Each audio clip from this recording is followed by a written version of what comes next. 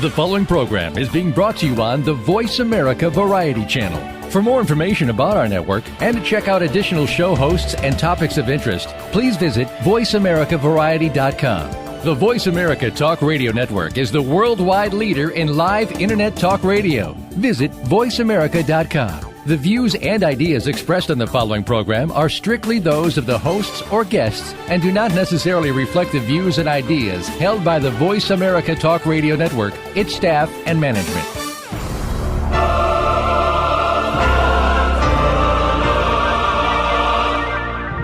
Welcome to Crime Prevention 101 with host Susan Bartlestone. We're so happy you've joined us. Over the next hour, you'll learn the tips, tricks, and vital information that'll help you keep yourself confident and safe. Now, here's the host of Crime Prevention 101, Susan Bartlestone. What do Oprah Winfrey, Paris Hilton, Tiger Woods, Ted Turner, and even Franklin Delano Roosevelt have in common?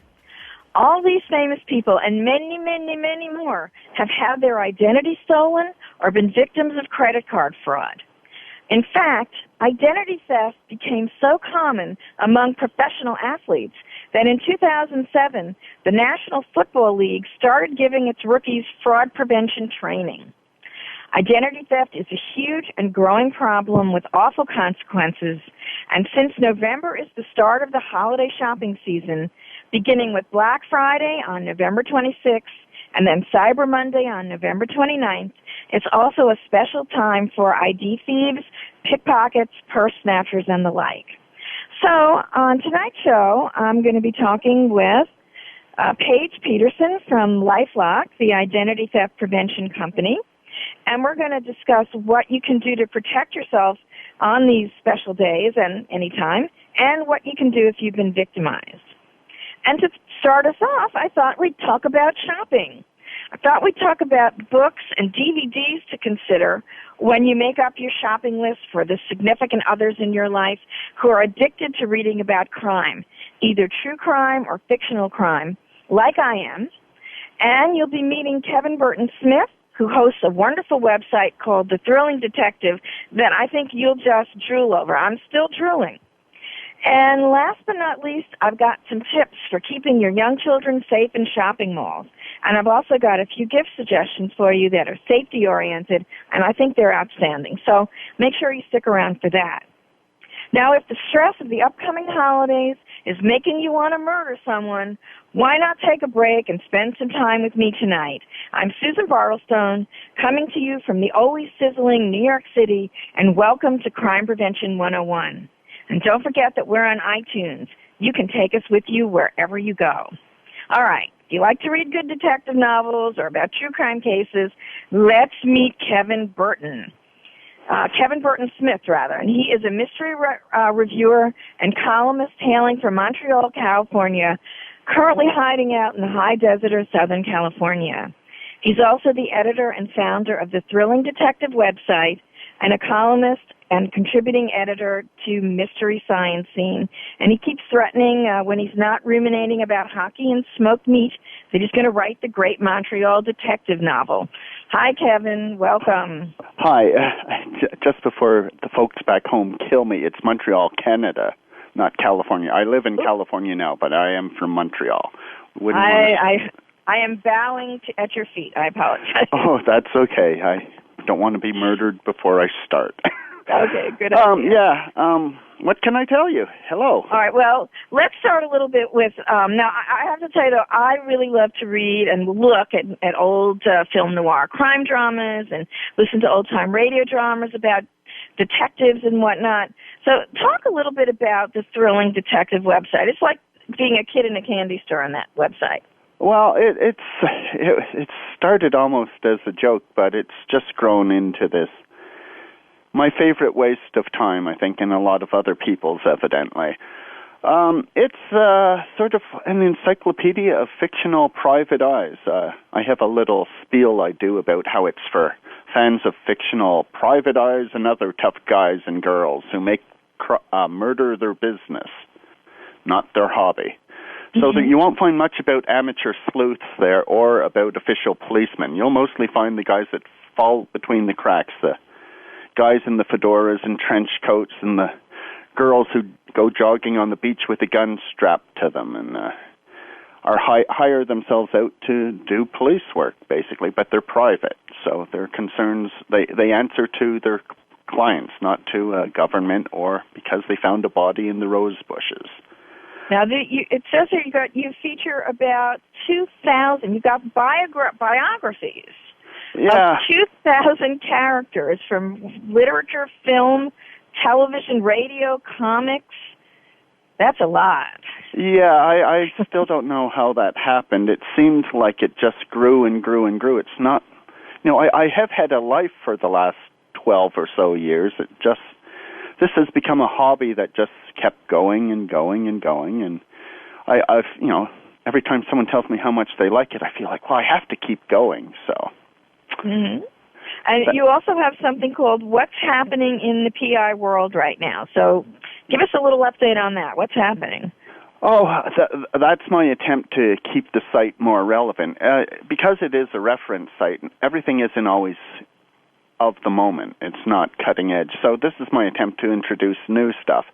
And whenever something catches my eye, I tend to mention it in my little list of 10 or so items on one of my pages on the website. And it's just a sort of shout-out. I guess it's sort of like a long-winded version of Twitter.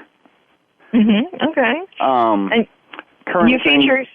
Oh, go ahead. No, I'm going to say... Go ahead. What were you going to finish? Oh, I was going to say, for example, right now, Ellery Queen Mystery Magazine is celebrating their 70th birthday, and that's worth shouting out about, I think. I think a lot of my fans would be interested in knowing that, because 70 years is a long time for a magazine to exist. There's probably a handful of magazines that have been around that long, but I don't think there's any others that have been publishing popular fiction, especially in the crime vein, for that long. So 70 years is a very long and respectable run. Yeah, I agree. So, now, do you have a particular favorite? A favorite author? Oh, yeah, or character. Or... Yeah, well, unfortunately, this isn't a 3-hour show, but certainly Raymond Chandler, for me, is about as good as the mystery genre has ever produced as a writer. His descriptions of Southern California and Los Angeles, even though they're in the 30s and 40s, you pick up one of his books, and yes, people are driving roadsters, and they're talking about running boards, and men are wearing hats and ties and suits, but there's a modern sensibility. These are virtually timeless. His takes on corruption and his cynicism about the rich and the movie industry and everything, they're as relevant today as when he first penned them. And it's interesting to see someone writing in 1934 and complaining then that Los Angeles wasn't the way it used to be. Mm-hmm. Well, they're still complaining about it. Yeah, I'm sure. Yeah. And it isn't the way it was back then, for sure, either. Yeah. So, and you know what I also love, that some of the best movies, my favorite movies, were made from his books. I agree. Yeah, and I've watched those over and over again, and they were made in that time. So you really know what he's talking about when you say Los Angeles was different or California was different. Oh yes. In fact, one of the books that I think is anyone would be very interested, who's into that genre would appreciate, is there's a book out this year called the Film Noir Encyclopedia, and it's the 4th edition of a long-running thing by Silver and Ward. Those are the authors, and it's just an amazing thing. It's an encyclopedia of film noir, and you mention a film, and it's in there with a critique and an analysis and a summary, and it's just come out again in a nice, handsome hardcover edition, and I want Santa to bring me one. Actually, I'm writing that down on my list too, because those are my favorite of all times, and I even like all especially even the kind of B novels and the B movies that came out. They had fabulous clothes, even if they weren't. And the sets were amazing, even if they were not top budget productions. Well, one of the interesting things about film noir is everyone talks about the lighting and how stark and dramatic it was. But I believe it was Edward Dmytryk who directed Murder, My Sweet, the Dick Powell adaptation of Raymond Chandler's book, who said that the reason the lighting was the way it was is because they couldn't afford to do it any better. That makes some sense, actually. I think a lot of these B films were cranked out. There were A films as well. Howard Hawks' The Big Sleep was certainly a big production. It starred Bogart and Bacall, and there was no scrimping there. But some of them, it looked like they got $100 to make the film and blew most of it on beer for the rap party. Some of them, it looks like they barely had an ending when they started, you know. But there's such style in them and such a sense also, if you're into it, the sense of almost doom that no matter what these people do, it's not going to end well. And I think that's one reason film noir still reverberates. We know that not everything in life ends with people dancing off into the sunset as the orchestra swells. And I think there's something appealing about that. I find that a lot of the crime fiction I enjoy, the detective may solve the case, but he doesn't save the world. Absolutely. Now, you got some very cool DVDs there, TV series and things like that. Talk a little about what people can find in that area. TVs and DVDs. Well, one of my favorite television shows of the last little while has been, it's not a private detective show, although a private detective is one of the strongest characters in it. It's the show The Good Wife, about the wife of a disgraced politician who's trying to make a living as a lawyer in a big law firm. It's incredibly complex for television, and it's on CBS. It's not on HBO or Showtime or that. And yet the complexity of the plots and the characters is just amazing. There is a staff investigator for the law firm who is also, I'm not quite sure how to take her. She seems to be someone obsessed with dark secrets, and yet the character's name is Kalinda. I forget the name of the actress who plays her, but this is a woman you don't want to mess around with. In one of the recent episodes, she redecorated a rival's car with a baseball bat, and she's wailing away on the guy's car in the underground parking lot, smashing the headlights and windshields. And a citizen happens to walk by, stops stunned at what he's seeing, and she turns to him and just glares at him and says, "What are you doing there? Go call the cops." And then she continues to wreck the car. So, I like her style. Yeah, I like that. Now, if I like older, I know you had Mannix there, which is Mannix is certainly one of my old favorites too.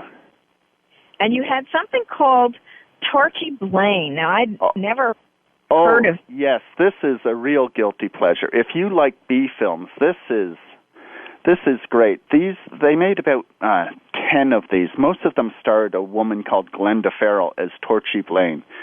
These are screwball comedy mysteries that very much in the Thin Man vein, but a lot quicker, because this woman is a motor mouth.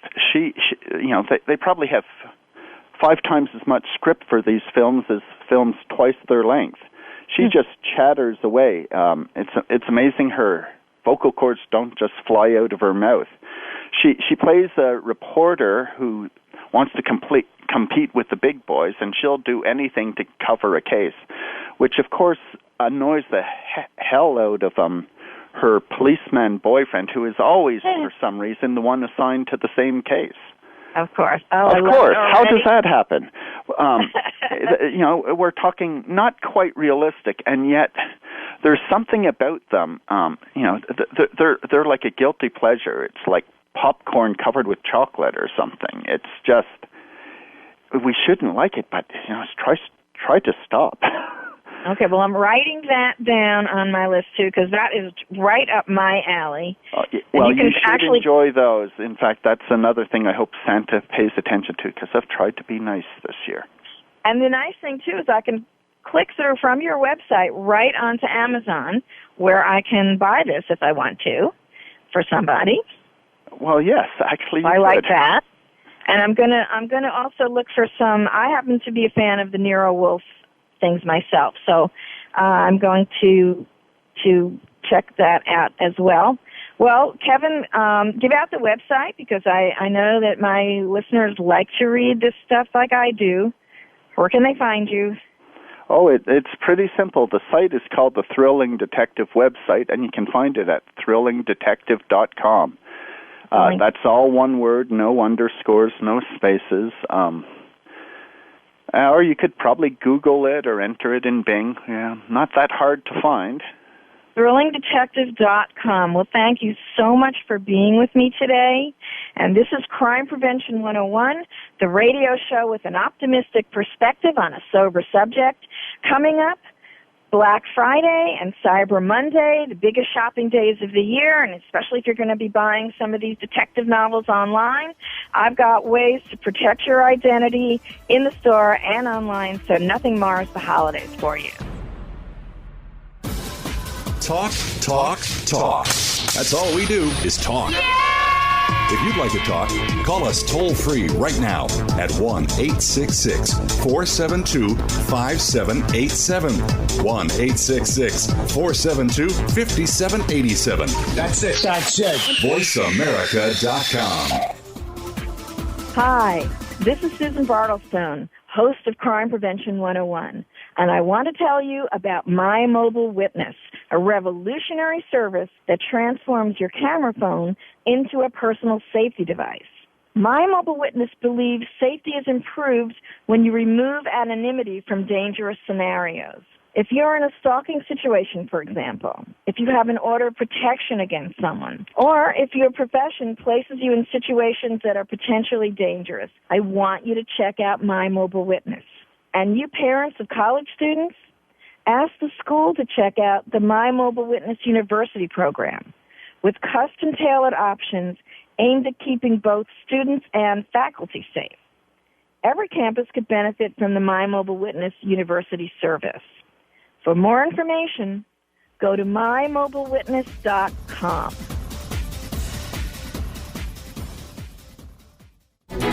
After more than 17 years' experience teaching safety skills to thousands of women and men, crime prevention and personal safety expert Susan Bartlestone concluded that by thinking and responding quickly, ideally within 20 seconds, potentially violent criminal encounters can be prevented. Using techniques from many different disciplines and illustrated by 60 real-life examples and success stories, Susan shows how it's done in her new book, Think Fast and Prevent a Violent Crime, How to Respond to Danger in 20 Seconds or Less. Check out www.crimeprevention101.com for more information. Ask the experts. Call toll-free right now, 1-866-472-5787. And ask our all-star team to answer your question. That's 1-866-472-5787. Thank you for calling. VoiceAmerica.com.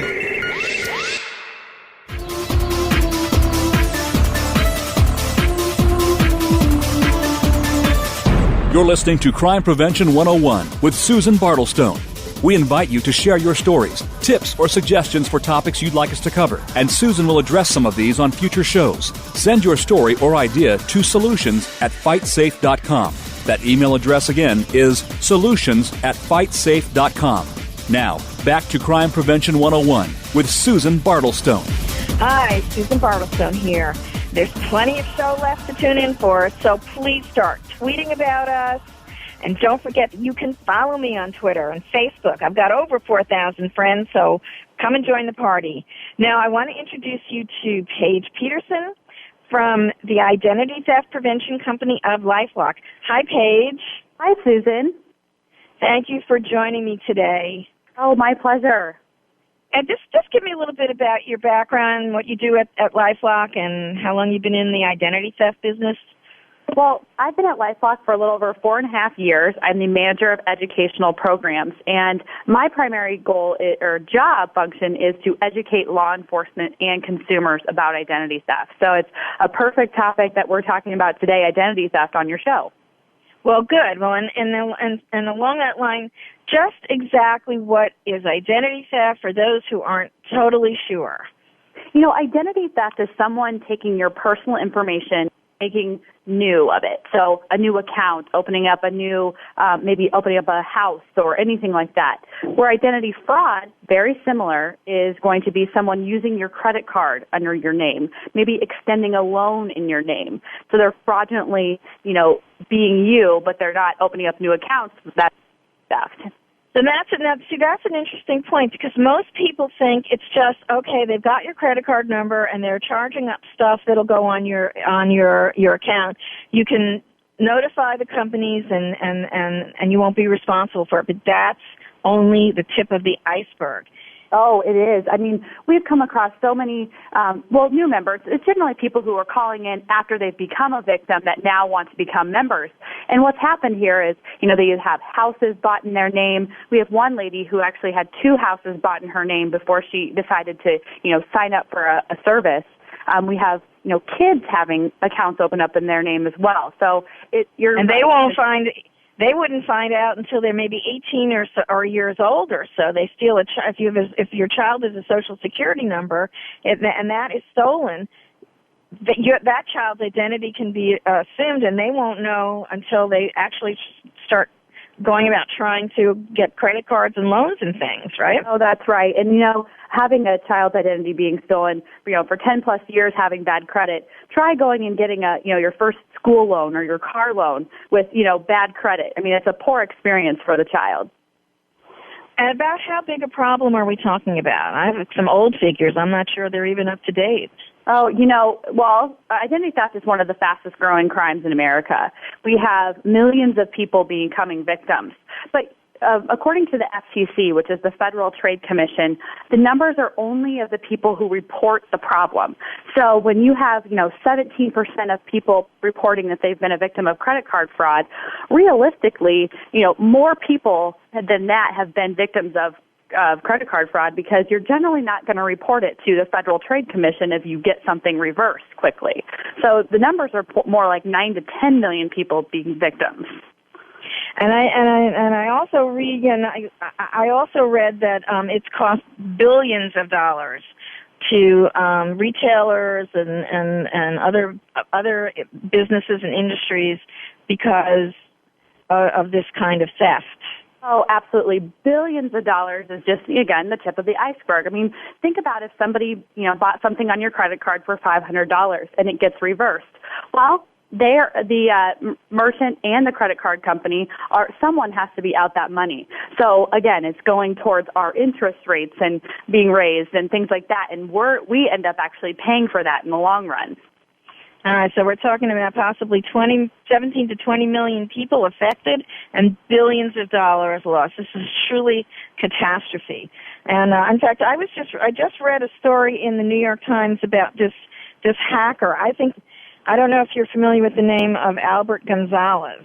Oh, yes. Yeah, this is the largest theft of account numbers, tens of millions. They're still tallying what damage he's done and his crew. It's quite an article. If you can get a hold of it in the New York Times if you're interested in this kind of subject. It boggled my mind. I mean, I'm still processing it. Well, and see, what him and his crew did is he was part of the big TJ Maxx scandal. And what TJ Maxx did is they actually had unencrypted wireless when it came to their credit card transactions. So anybody who used a credit card at that TJ Maxx store was compromised by Albert Gonzalez and his gang. Because what was happening is once the credit card transaction went through, he was getting the number in the entire process because it was unencrypted on their side. And just by sitting outside the stores in a van with some computer equipment. Amazing. Just like that. It was within seconds. He, probably compromised thousands of credit cards. Unbelievable. Well, Paige, hold on a second. We've got a caller who has had an identity theft problem, and I want us to talk with her and see what her story is. So Just hold one sec. All right, I want to welcome Kathy Conley to Crime Prevention 101. Hi, Kathy. Hi, how are you? I'm good, and I'm delighted that you're calling in today. Talk to us. What happened to you, Kathy? Well, my morning ritual is to go work out at a local gym here in Austin, Texas. And I did something my mother always told me not to do. I put my purse under my car seat, locked the door thinking it was secure, walked into the gym, walked back down less than an hour later, and someone had broken into my car, stolen my purse, and started charging my credit cards within 15 minutes of taking my purse. Absolutely typical. I was just devastated. It happened in broad daylight. It was about 8:30 in the morning in a busy front parking lot of the gym. I called the police and found out that this is a typical MO of criminals watching ladies in particular walk into a gym without their purses and then, mark their cars to break into it. So, lesson learned the hard way for me, unfortunately. Mm-hmm. And I'm guessing the reason that you left the pocketbook in the car is because there's been thefts in the gyms. Good point. Correct. See, you're exactly right. So it was like, okay, which do I want to take a risk with, in the gym or in my car?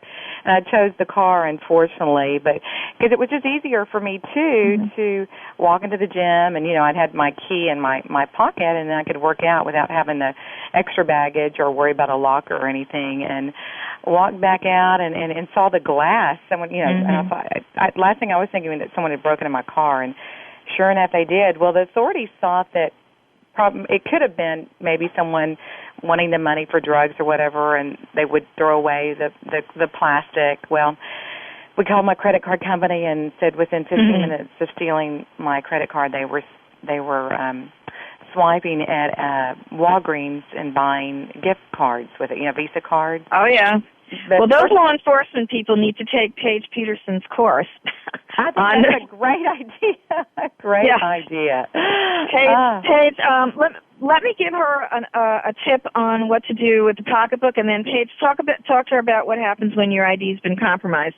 Quick thing, Kathy.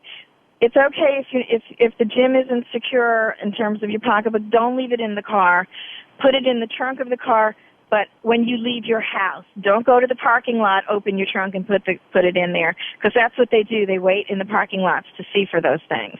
Put it in beforehand so no one knows. And when you get to the gym, you just take your gym clothes and you're on the way. And that way no one knows it's in the car.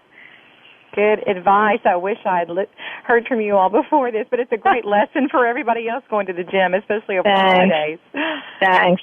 All right, now, Paige, what can she do once your ID's been compromised? What can you do? Susan, I did want to. That is an excellent point about putting your things in the trunk before you get to the gym. And just so you guys know, it's the number 2 place for your purse or wallet to get stolen is in the gym parking lot. So, Kathy, you're part of the statistic that makes it true. Yes. The number 1 place is actually in your child care parking lot, because generally you're running in and out to get your kids and things like that. So I didn't even know that. Okay. Yeah. So it's number 2 place. But as far as when you're a victim, you actually did a very good job about contacting the police, because in order to, if you don't contact your credit cards right away, sometimes they require a police report if the amount that you've been charged on your credit card is over a certain amount. So it's great that you contacted the police, because, again, you're adding to the statistics. They're able to take that information and, report on that when it comes time to reporting. The next thing you should do, I assume you canceled your cards and got reissued new numbers. We did, yes. Good. You should actually report this to the FTC. It's the Federal Trade Commission, because, and they have a website, it's ftc.gov. Report that you've become a victim, and this would be, in your instance, it'd be fraud, because the numbers come out at the end of every February, and that's how laws get changed. And, we can report on these numbers and do shows like this to raise awareness of identity theft and identity fraud. So other than, the 2 things you've already done, the last thing I would suggest is report it to the FTC. Oh, great advice, and such a great show. I appreciate it so much. Oh, my pleasure, and thank you so much for calling, Kathy. Thank you. All right. Well, she's got to also, Paige, she also needs to make sure that by checking periodically that these numbers haven't been sold elsewhere. That's right. But generally, if you close your accounts, you are able to, you won't have any charges. But think back what else is in your pocketbook. If there was any Social Security cards, any, maybe voter registration, anything like that, everything like that needs to be written down and, put it in the police report, and then also get new ones of those and reissue new cards, new checks, anything that was in the purse. So there's a lot, unfortunately, as women, we have a lot of things in our purse and pocketbooks. So there's a lot to be recovered when you have somebody steal your stuff. Sure, and one of the things that they classically do is sell your credit card numbers to other ID thieves who then will open up these accounts in your name and so forth. So she needs to keep monitoring the 3 credit bureaus and everything to make sure that none of that has happened to her. Absolutely. All right, let's start with Black Friday. We got a couple of minutes till break, and then we'll pick up with Cyber Monday. So what's Black Friday, first of all? Black Friday is the time where everybody, you get your deals. If you're in for, the big purchase of electronics, maybe even some great clothes deals, it's generally where people get all of their Christmas shopping done. But with that is an increase. With the increase of spending, we have, a decrease of our guard. And so our bank actually does a really good job about monitoring our spending habits. But during Black Friday and the holiday season, it's very difficult for banks to really monitor your spending when you're buying things that you normally wouldn't. So it's very, as consumers, we need to be diligent about looking and checking our statements, because if there's even a charge for less than $1 or it's so minimal that we just, kind of shrug it off, that's actually, you could become a victim. They're testing you right there. They're making sure that the transaction goes through, and they're going to hit you with thousands of dollars the next day, the next week. So it's very, very important you contact your bank or your credit card and make sure that they reissue you a new card. And the reason that they call it Black Friday, I think, is because this is the heaviest shopping day, and the day that the stores go into the black, let's say, for the year, as opposed to the red, losing money. That's right. Why, I heard that's why they called it. And this is I know that in New York area, a lot of the stores are opening at 12:01 a.m. midnight on that day, and people they give these big steep bargains, so people are online, just hordes of them to get in there. All right, I'll tell you what. We're coming to break. Paige, stick around with me. We're going to talk a little bit more about things you can do in the stores to stay safe, and we'll talk about Cyber Monday, and that's staying safe online, and that's I spend about 90% of my money online. So, and be sure to stick around because I've got some tips for shopping safety in the malls coming up later too.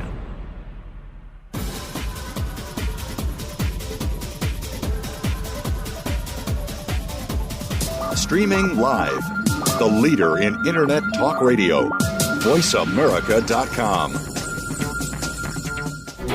After more than 17 years' experience teaching safety skills to thousands of women and men, crime prevention and personal safety expert Susan Bartlestone concluded that by thinking and responding quickly, ideally within 20 seconds, potentially violent criminal encounters can be prevented. Using techniques from many different disciplines and illustrated by 60 real-life examples and success stories, Susan shows how it's done in her new book, Think Fast and Prevent a Violent Crime, How to Respond to Danger in 20 Seconds or Less. Check out www.crimeprevention101.com for more information. Ask the experts. Call toll-free right now, 1-866-472-5787. And ask our All-Star team to answer your question. That's 1-866-472-5787. Thank you for calling. VoiceAmerica.com.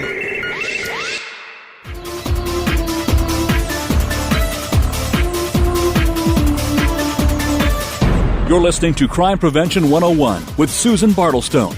We invite you to share your stories, tips, or suggestions for topics you'd like us to cover, and Susan will address some of these on future shows. Send your story or idea to solutions@fightsafe.com. That email address again is solutions@fightsafe.com. Now, back to Crime Prevention 101 with Susan Bartlestone. This is Crime Prevention 101. I'm Susan Bartlestone. And if you'd like to receive my new series of weekly 30-second audio crime prevention tips to post on your group or organization's website, blog, or e-newsletter, just email me at solutions@fightsafe.com. Now let's talk more about Black Friday and Cyber Monday. All right, Paige, I'm here with Paige Peterson from LifeLock, and we're talking about what can you do to stay safe on Black Friday. You're going in that stores, there's thousands of people, your credit cards are busy. What can we do? Well, one of the things you can do is be aware of shoulder surfing. So, pay attention to who's around you and the information that you're giving out. So if you're applying for a store credit card because you want to save that extra 20%, generally, instead of an application anymore, you're giving it to them and they can give it to you automatically, instant credit. And so be aware of who is around, because there could be a line of 10 people that could be looking like they're texting, but they're really typing in your information. Absolutely, and I talk a lot about the pickpockets. One of the things to do if you're worried about them stealing cash or credit cards from your pocketbook, always take a pocketbook that has a flap when you shop that goes across your chest and turn the flap in. It's a little cumbersome because you have to pull open the flap, and then it should have a zipper too, ideally, but that's going to prevent them from bumping into you in a crowd and lifting your wallet and credit cards. I like that one too. It is a good one, and it's, there's so many tips, and a lot of people, they might think, oh, this isn't going to happen to me, but, these scams and these identity thieves, it's rising, and it's definitely more prevalent now than ever. Sure, and again, when you're in those crowded stores, it's just a perfect time for this kind of activity. All right, let's focus now on Cyber Monday and just go into a little detail about Cyber Monday. What is it? Well, Cyber Monday is a time when you're online and you're gonna you have the great deals online. It's not just the stores. So it's very, very important for everyone to be on secure internet. So whether it's a password protected at home, and also secure sites when you're shopping, to make sure that you're typing in your information when a site is secure. So how do we know this? When you're browsing on the internet, it's going to say HTTP up in the browser. But when you're going to type in your personal information, so your credit card, your shipping address, it's going to say HTTPS, which means that site has certain encryption standards, and so your information is secure with them. Okay. Well, all right. So that's one thing. I'm going to look for that HTTPS, meaning it's secure. And sometimes it'll also say secure site. It should say it actually, right? There's a little logos. A little lock at the bottom, and sometimes, I was on Amazon yesterday, and it said log into our secure site, and it brought you to kind of a different page. And so I really like how websites and legitimate companies are going to this secure feature that gives some the consumers at ease a little bit when they're shopping online. Okay. Now, what about, I get this email, and I've gotten tons of them, and I imagine that on Cyber Monday, which is November 29th, I'm going to get even more emails, bargains, discount, buy this, buy that. What do we have to watch out for with these emails when we get them? Well, you need to make sure that it's legitimate. And the one thing you need to do is not click on any links in these emails.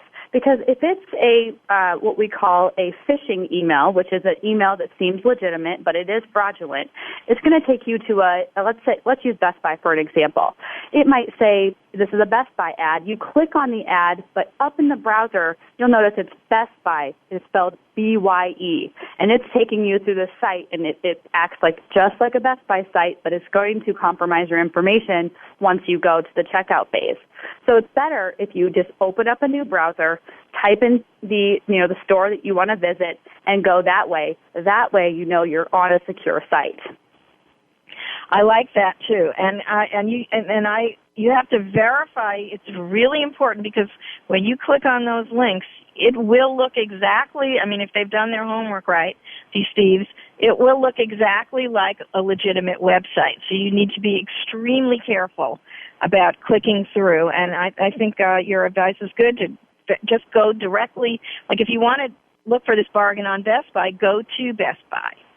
Absolutely. And if they're not offering it, you can either forward. And that's another thing, by the way. You can usually companies will let you know, right? If this is a genuine email. Oh, absolutely. If you think that it's not a legitimate email, what I often do is if I get something that looks suspicious or looks fishy, I then forward it to their fraud department. I get a lot of emails. You get ones from, certain banks that, say that your information is expiring. So then I go and I forward that to their fraud department just so they're aware of the scams that are happening out there, based on their company. And they'll verify with you whether or not it's a true email, because I've done that so many times if I'm not sure. And every single time that I've sent it off to the website, they have come back and said this is a fraud. I've never had one that said it's not. And I got these from my banks and credit card companies and stores, and never once was it not a fraud. So they are out there doing it that way. And by the way, you said phishing. I want everyone to understand it's not like FISH, right? That's right. It's PH, phishing with a PH, ING. One tip that somebody told me about recently, and I love this now, if I'm not sure that the site that I'm going to is as secure as I'd like it to be, because you would have thought, we were talking about that Albert Gonzalez thing, you would have thought TJ Maxx, and he did Target, and he did huge stores. You would have thought they would have been secure. If you know that you're going to be using a lot of online particularly, get some gift cards for yourself. That is a great tip. That's a wonderful tip. They have these one-time credit cards that you can use, whether it's you get it through your credit card company or your bank, or load up one of the gift cards that you can get. Put $500 on that gift card. That way, if it's, compromised, you know that it's $500 you lost instead of your entire savings. Mm-hmm. And not your identity. Exactly. That's right there. Not your identity, and that's right. So true. Yes. The only thing is that you got to keep that gift card after you use it, because I've tried. I made the mistake of getting rid of the gift card, and I had to return a couple of items, and without that gift card, I was not able to do it. So you must keep the gift card, and you must keep a good record of what you bought with that gift card, just in case. No, that's an excellent tip. That's one I'll be adding to, my tips to the consumer. Sure, it's good for in-stores as well. We used to tell people to take either, instead of cash, take traveler's checks, because almost every place you go will accept traveler's checks, and they are replaceable if they're stolen, or these gift cards to do your shopping, and leave those credit cards at home. Absolutely. All right, let's see. Anything else we could talk about to protect yourself online? What else is good to do here? Well, if they do use services like PayPal, that is generally more secure going through PayPal than putting in your personal, your credit card information. So if there's an option for PayPal, it's a good option to use.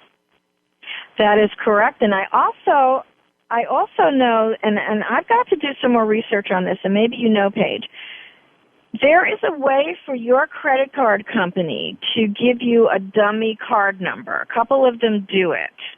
That's right, they do. They'll actually give you this one-time number. So if I know I'm going to make a large purchase and I don't feel comfortable putting in my credit card number, I can actually get a number that's linked to my credit card that can only be used that one time.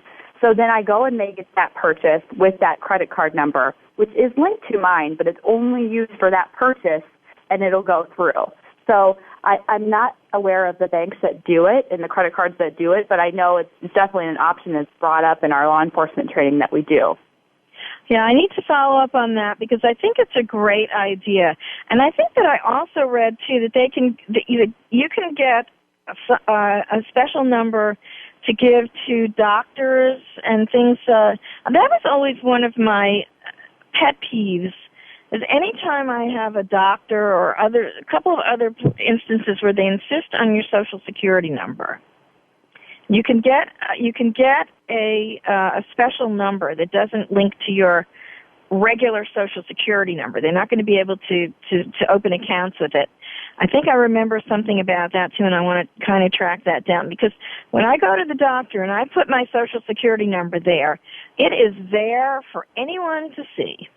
Well, anyone that, right? No, you're right. And then what do they do with that piece of paper that they put in the folder? Do they throw it away? Do they shred it? Do they lock up their cabinets? You don't know what they're going to do with that. And so you're leaving it in their hands to protect your personal information. Well, I can tell you I've been horrified to see these charts lying around with the Social Security number. They call it an ID number, but you know what it is. Oh, absolutely. It's a patient ID number. You know exactly what it is lying there, lying up on the desk. I saw people's numbers. Any temporary employee that works there can get a hold of these numbers. I'm just appalled about it.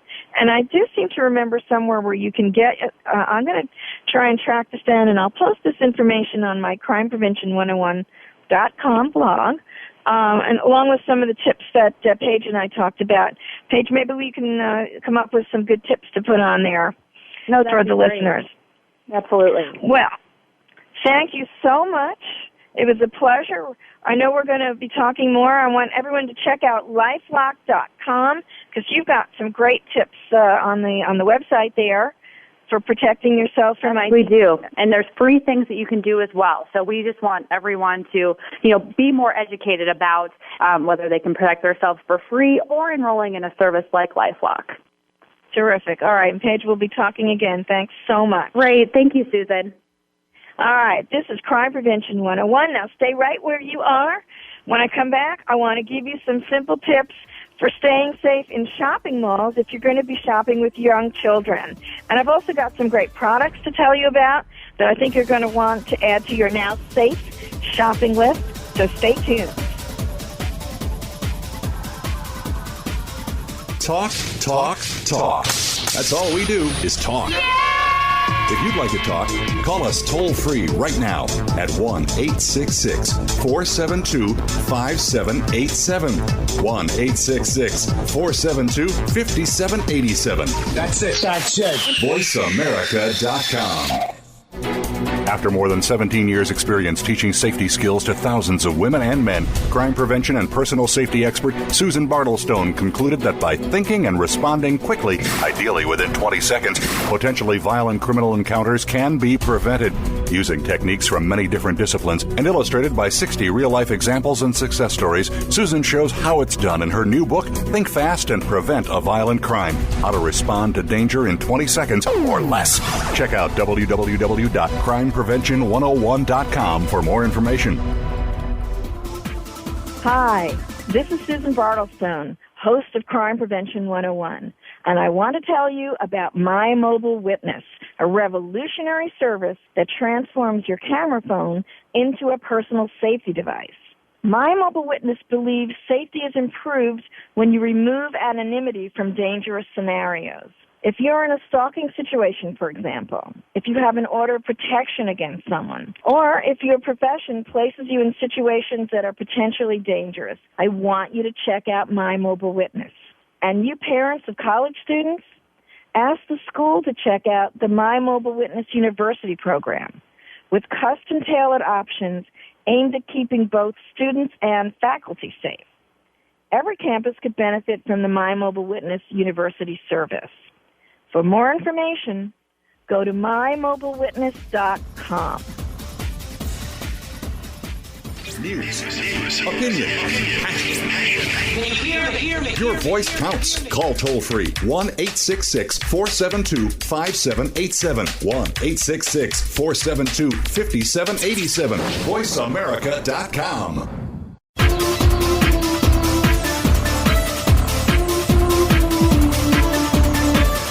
You're listening to Crime Prevention 101 with Susan Bartlestone. We invite you to share your stories, tips, or suggestions for topics you'd like us to cover, and Susan will address some of these on future shows. Send your story or idea to solutions@fightsafe.com. That email address again is solutions@fightsafe.com. Now, back to Crime Prevention 101 with Susan Bartlestone. Hello again. This is Susan Bartlestone. And don't forget, again, I'm telling you again, because I don't want you to forget, Crime Prevention 101 is available on iTunes. You don't have to be at your computer to listen to all this wonderfulness. Okay, I got a couple of tips for you coming up about shopping safety. One more tip I forgot to mention earlier when I was talking to Paige and from LifeLock, if your wallet is stolen, in addition to calling your banks and your credit card companies, don't forget to tell the IRS. Because they once they've got your information, they could file for claims or claim a refund that you might be owed using your identity. And if you let the IRS know, they'll flag your account and let you know about any fraudulent activity. And they have a special identity theft hotline, and that number is 800-908-4490. And I'm going to post that tip and some ID theft resources on my crimeprevention101.com blog. All right, let's talk about shopping malls. You're going to be going out there, and a lot of you have kids. So if you're shopping with children, you want to plan ahead in case you become separated from them. So instruct them to look for a police officer or a uniformed security officer. It's got to have a uniform associated with the mall or store, or a salesperson with a name tag, or even another mother with children. And make sure that your kids know at least their whole name, their phone number, and their address if possible. Another good thing, get a whistle for you and for each child. And instruct them if they get lost to blow on that whistle every few seconds so that you'll be able to find them. And make sure that they listen for your whistle too, because when you hear them whistle, you're going to whistle back. And that's another quick way to find those kids in that crowded shopping mall. Now, if you're shopping with very young kids that are too young to remember their first, last name, and phone number, I want you to consider a kiddie harness, a safety harness, or kiddie leash. And I know this sounds terrible, but it is better to be safe than to be sorry. Some of them double as backpacks, or they're shaped like cute little stuffed animals. And a couple of websites you might check for this: onestepahead.com, applerise.com, safeandsecurebaby.com. They have all sorts of other child safety products that you might want to get for your own kids or add them to your shopping list. There's also a good safety whistle company. It's called whistleawaycrime.org, and it comes with a child safety program and what they call a state-of-the-art whistle, and I'm going to have to look into that about what a state-of-the-art whistle is. And it also comes with an award-winning child safety DVD, whistleawaycrime.org. I think that's a good choice for shopping. Also, if you're shopping with older kids or teens and they become lost or separated, make sure that everyone has a cell phone fully charged so that you can call them.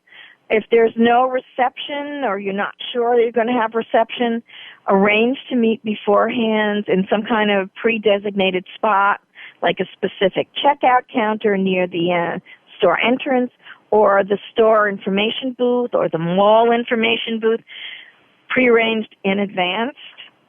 And let's see, one more product I want to tell you about for kids. Oh, this is great. iSafe.org. The letter I, and then SAFE.org. This is an excellent organization aimed at teaching young kids and teens to be safe on the Internet.